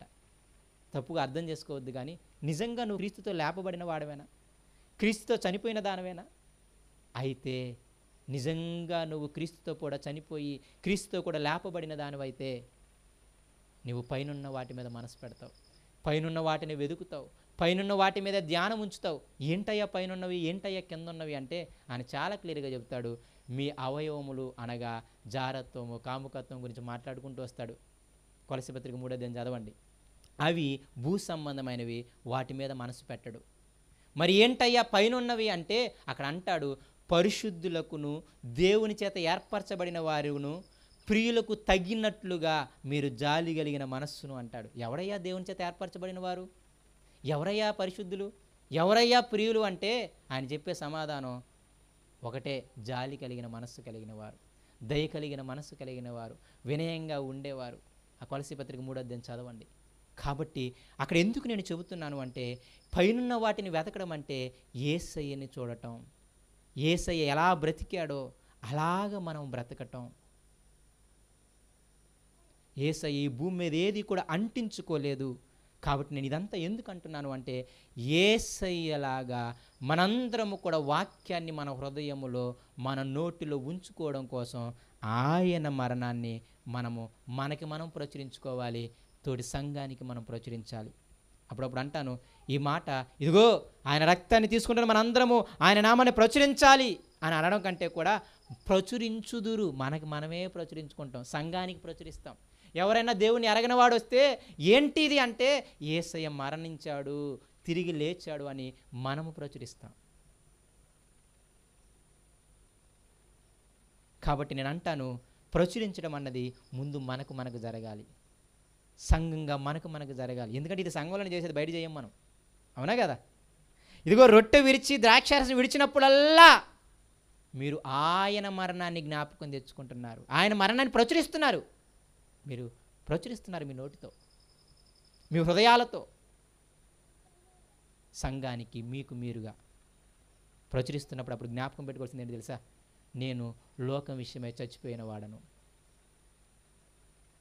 ఈ సాతాను దాస్యం కింద నుండి విడిపింపబడిన వాడను. నేను ఇప్పుడు ఎవరిని అంటే నీతిమంతుడను, యేసయ్య స్వభావాన్ని ధరించుకున్న నవీన సృష్టిని, నూతన సృష్టిని అని మనం జ్ఞాపకం పెట్టుకోవాలి. అప్పుడు ఏముంటుంది అంటే, మనందరి హృదయాల్లో ఏముంటుంది? వాక్యము ఉంటుంది. యేసయ్య తనకు తానే వాక్యం. అంటే అర్థం ఏంటి తెలుసా? 12 ఏళ్ల నుండే ఆయన పాస్టర్లకి వాక్యం చెప్పేంత జ్ఞానం పొందుకున్నాడు. పొందుకోవడం సమస్యే కాదు, దాని ప్రకారంగా బ్రతికాడు. కాబట్టి ఆయన మరణాన్ని ప్రచురిస్తున్న మనకి మనం ప్రచురించుకోవాలి, మన హృదయాలకి మనం ప్రచురించుకోవాలి, మన తోటి సంఘస్థులకి మనము ప్రచురించాలి. ఏమని తెలుసా? యేసయ్య మరణించాడు, మనం కూడా చచ్చిపోయాం. లోకంతో మనకి సంబంధం లేదు ఇక, ఆ చేష్టలతో మనకి సంబంధం లేదు ఇక. మనందరం దాస్యం నుండి విడిపింపబడ్డాం, మళ్ళీ ఆ దాస్యత్వానికి మనము వెళ్ళకూడదు. యేసయ్య తన బలము చేత, తన ప్రేమ చేత మనలందరినీ విడిపించాడు. కాబట్టి మీరు స్థిరంగా ఉండనని పౌలు చెప్తున్నాడు. ఆయన స్థిరంగా ఉండి ఆత్మఫలాలు ఫలించండి, శరీర కార్యాలు మళ్ళీ మీరు చేయమాకండి, ఆ యొక్క దాస్యత్వంలోకి వెళ్ళమాకండి, శరీరం అనే దాస్యత్వంలోకి వెళ్ళమాకండి, ఆత్మనే స్వతంత్రంలోకి మీరు రండి అని చెబుతున్నాడు. నీతి విషయమై జీవించున్నట్లు. ఇక జీవించే విషయం ఏం చేయాలి? మనం నీతిగా జీవించాలి. నీతి ఎవరో? యేసయ్యే నీతి, ఆయన మాటలే నీతి. కొలస్సీ పత్రికలు అంటాడు, క్రీస్తునందు నీతిమంతులుగా ఉండండి అంటాడు. అర్థం తెలిసిందా? ఎందుకంటే మనుషులకి మనకు ఒక్కొక్క నీతి ఉంటుంది. లోకం నీతి ఏంటి తెలుసా? మనం బతికిన ఎంతమందిని మోసం చేయొచ్చు, అవునా కదా? కాబట్టి మీరు లోక నీతిని బట్టి ఉండకూడదు. అమ్మా, నా పిల్లను పోషించుకోవడానికి నేను దిగజారాను, అని అంటే మనం జాలి చూపించవచ్చు, అవునా కాదా? లోకం జాలి చూపిస్తుంది. నా పిల్లల్ని పోషించుకోవడానికి నేను తప్పు చేశానమ్మా అంటే లోకానికి నీతిగా అనిపిస్తుంది, కానీ దేవునిలో అది నీతి ఏం కాదు. కాబట్టి యేసే చాలా క్లియర్గా చెప్పాడు. ఏమని తెలుసా? మీరు ఉండాల్సింది, పౌలు చాలా చక్కగా చెప్తాడు ఆ కొలసీ పత్రికలో అనుకుంటాను, కొలసీలోనో లేకపోతే ఫిలిప్పీలోనో, క్రీస్తు నందలి నీతి ఫలములతో మీరు ఉండాలి అంటాడు. ఫిలిప్పీ పత్రికలోనే ప్రార్థన చేసేటప్పుడు క్రీస్తు నందలి నీతి ఫలములు మీరు ఉండాలి. లోకపరం నీతి ఫలం కాదు. మీరందరూ ఫలించాల్సింది క్రీస్తుకి ఏది నీతో. ఆ మాట స్టాండర్డ్గా ఉండాలి మన బ్రెయిన్స్లో. కంపల్సరీ బైబిల్ స్టడీలో చదవండి. మీరు వచ్చినా రాకపోయినా తర్వాత సంగతి, కానీ ఆ వాక్యాన్ని చదువుతున్నప్పుడు ప్రతి మాట చాలా చక్కగా అనిపిస్తుంది. మన నీతి కాదు, మన నీతి ఆయనకి మురికగొడ్డ లాంటిది, మన పరిశుద్ధత దానికి మురికగొడ్డ లాంటిది. కాబట్టి క్రీస్తు నీతి అదే వాక్యము. ఆ నీతిని నేను మిగతా జీవితం అంతా కూడా ధరించుకొని బ్రతకాలి. అదే మూడో సాదృశ్యము, మీ నోట ధర్మశాస్త్రం ఉండాలి అనడానికి. 6:57 అయింది. 7:05 కల్లా ముగిస్తాను. 7:05, 7:10 కల్లా. ఓకేనా? ఈరోజు మిమ్మల్ని తొందరగా పంపిస్తాను. 7:30 దాకా కొంచెం 7:10 లోపే ముగిస్తానమాట.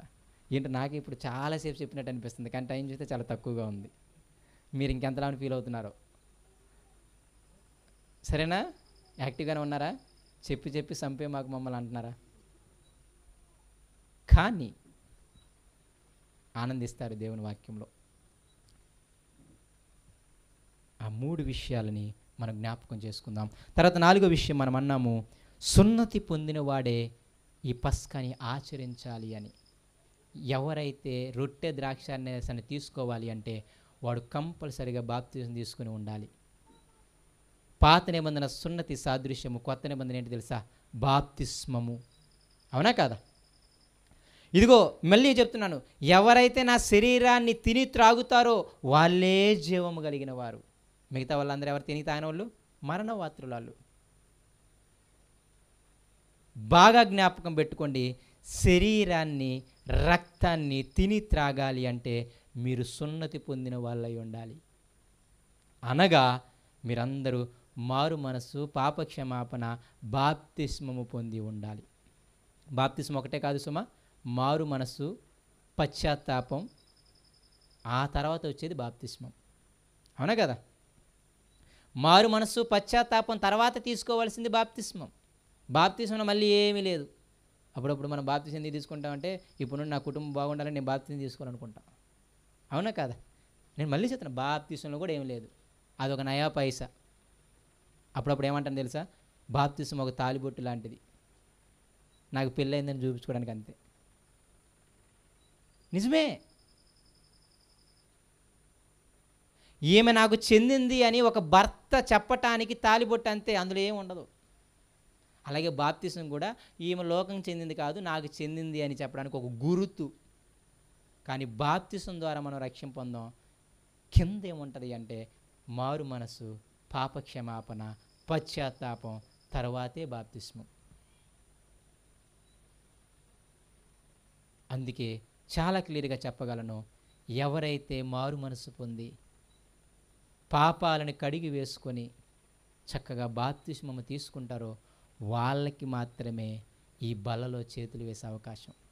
నేను చెప్పానే, సున్నతి పొందినప్పుడే ఆ బలము కలిగిన దేవుడు, ఆ ప్రేమ కలిగిన దేవుడు మీ కుటుంబాలకు కూడా బలాన్ని చూపిస్తాడు, ప్రేమను చూపిస్తాడు. అందుకే ఎగబడ్డారు అన్యులు. నిజంగా ఆ సందర్భం చదివినప్పుడు అలా అనిపిస్తుంది, వాళ్ళు కూడా ఎగబడ్డారు. ఎవడొద్దంటాడు చెప్పండి? కళ్ళ ముందు చూశారు వాళ్ళంతా. రాజుని, చక్రవర్తిని, వాళ్ళు పూజిస్తున్న 10 రకాల దేవతల్ని అందరినీ మట్టు గడిపి తన పిల్లల్ని తన బాహు చేత దేవుడు బయటికి రప్పించుకున్నాడు. వాళ్ళకి అర్థమైపోయింది ఇవన్నీ డమ్మీలు అని. వాళ్ళకి అర్థమైపోయింది ఏనే నిజమైన దేవుడు అని. అందుకే ఇజ్రాయెల్ని వెంటబడ్డారు, మేము కూడా పస్కాను ఆచరిస్తాము అని. పస్కాను ఆచరించే పండగ ఆచరించడం అని కాదు ఉద్దేశం అక్కడ. ఆ పండగ ఆచరిస్తేనే ఆ దేవుడు వాళ్ళకి చెందుతాడు. అర్థమవుతుందా మీకు? ఆ పండగ ఆచరించిన వాడికి ఆ దేవుడు చెందుతాడు. అలాగే ఎవరమైతే మారు మనస్సు, పాపక్షమాపణ, బాప్తిస్మము తీసుకొని ఉంటామో వాళ్ళకి మాత్రమే బల్లలో చేతులు వేసే అవకాశం ఉంది. ఐదవదిగా మీకు చెప్పాను, ఆ గొర్రెపిల్ల రక్తము ఏ గడప మీద ఉందో వాళ్ళు నశించిపోకుండా, మరణించకుండా దేవుడు వారిని దాటి వేరే వారిని నశింపచేశాడు. ఒక మాట చెప్పగలను, యేసయ్య రక్తం ఏ మనిషి మీద కనబడదో వాళ్ళందరూ నాశనానికి వెళ్ళేవాళ్ళే. అది రుజువు పస్కా పండుగలో. మీరు అప్పుడప్పుడు అనొచ్చు, యేసయ్య రక్తంలో నేను నా పాపాలు కడుక్కోకుండా నేను పరలోకి వెళ్ళిపోతానయ్యా, యేసయ్య రక్తంలో నా పాపాలు కడుక్కోకుండా నేను బాగుపడతానయ్యా అని అడుక్కోవడం మీ భ్రమ.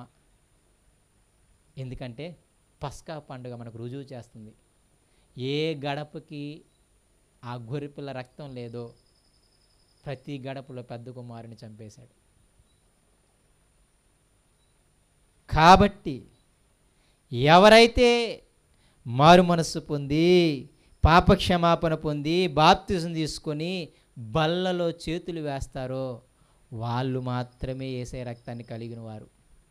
రేపు దేవుడు తీర్పుకు వచ్చినప్పుడు, తీర్పుకు వచ్చేదేంటి? తీర్పులో ఏం జరుగుతుంది? నరకంలో వేడుకోవడం జరుగుతుంది, అవునా కాదా? అదే యెహోవా వెంచేశాడనమాట ఇజ్రాయెల్ దేశం ఐగుప్తులోకి. ఎందుకు వచ్చాడు? మంచివారిని కాపాడడానికి, చెడ్డవారిని ఇజ్రాయేలుని క్షమించండి ఐగుప్తుల్ని నాశనము చేయడానికి. కానీ ఆపింది ఏంటి తెలుసా? ఆయన మళ్ళీ చెప్పాడు, రక్తం లేకపోతే ఇజ్రాయెల్ కూడా చంపేసేవాడు. చాలా క్లియర్ కట్ ఆజ్ఞ, మీరు గొర్రెపిల్ల రక్తాన్ని కట్టుకో మీ గడపలకి కంపల్సరీ రాయాలి, మీరు మళ్ళీ తలుపులు తీసుకుని బయటికి రాకూడదు. అప్పుడు దేవుడు వాళ్ళని దాటి వెళ్ళిపోతాడు. రేపు నిన్ను నన్ను దాటి దేవుడు వెళ్ళాలి అంటే శిక్షించకుండా నిన్ను నన్ను దాటి వెళ్ళిపోవాలి అంటే యేసయ్య రక్తం మనందరి మీద కనబడాలి. అందుకే ముందు పోలిక చెప్పా, యేసయ్య రక్తం కనబడాలి అంటే సున్నతి పొంది ఉండాలి. మళ్ళీ అందరికి చెందడు. సున్నతి పొందాలి అంటే బాప్తిసం అనగా మారు మనసు, పాపక్షమాపణ. ఎవరికైతే లేదో వాళ్ళందరూ గొర్రెపిల్ల రక్తాన్ని ఇంకా వాళ్ళు పూసుకోలేదు. కాబట్టి రేపు దేవుడు రాకడొస్తే వాళ్ళని దాటి మాత్రమే వెళ్ళడు దేవుడు, వాళ్ళ ఇంట్లో జొరబడతాడు. కాబట్టి భయం కూడా కలిగి ఉండండి. కలబుల్లి మాట ఏం కాదు, క్లియర్ కట్ మాట అది. అందుకే మీకు పోలికలు చెప్పడానికి అంత కష్టపడి చెప్పేవన్నీ. మనం ఈజీ అనుకుంటాం, ఏదో ఒక రోజు మారుతారులే, ఏదో ఒక రోజు మార్చుకుంటాంలే. మనం శ్రమపడం, మనం ప్రార్థించాం, వాక్యం వినిపించడానికి మనం కష్టపడం, చాలా ఈజీగా బ్రతుకుతాం. కానీ ఒకానొక రోజు అనిపిస్తుంది మనమే వారిని నాశనం చేసిన వాళ్ళం అవుతాం. కాబట్టి ఐదో పోలిక కూడా మీరు కంపల్సరీగా జ్ఞాపకం పెట్టుకోవాలి, యేసయ్య రక్తము లేకపోతే వాడు నాశనమైపోతాడు. కాబట్టి ఈ 5 పోలికలను మీరు జ్ఞాపకం పెట్టుకోండి. దాస్యత్వం నుండి విడిపించాడు, ఆయన ప్రేమ ఆయన బలము ద్వారా విడిపించాడు.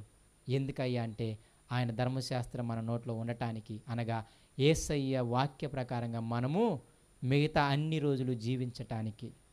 4వదిగా ఏం చెప్పాం మనం? సున్నతి పొందాల్సిందే. మారు మనసు పాపక్షమాపణ బాప్తిసం పొందిన వాళ్ళకే యేసయ్య రక్తంలో చేతులు వేసే అవకాశం ఉంటుంది. అందుకే మీరు చూడండి, బలలో బాప్తిసం తీసుకున్న వాళ్ళు వేయరు అనమాట. ఓకేనా? బాప్తిస్మం అనే మాట వచ్చినప్పుడల్లా మీకు వెనక ఈ మాటలు ఉంటాయి, మారు మనసు, పశ్చాత్తాపం. నమ్మి బాప్తిసం పొందిన వాడు రక్షింపబడును అనగానే బాప్తిసం తీసుకుంటే రక్షింపబోతాం అనుకోమాకండి. నమ్మని వానికి శిక్ష విధించడం. బాప్తిసం పొందే ముందు నమ్మిక ఉంది, ఆ నమ్మడంలోనే అంతా ఉంది, ఆ నమ్మడంలోనే అంతా ఉందన్నమాట.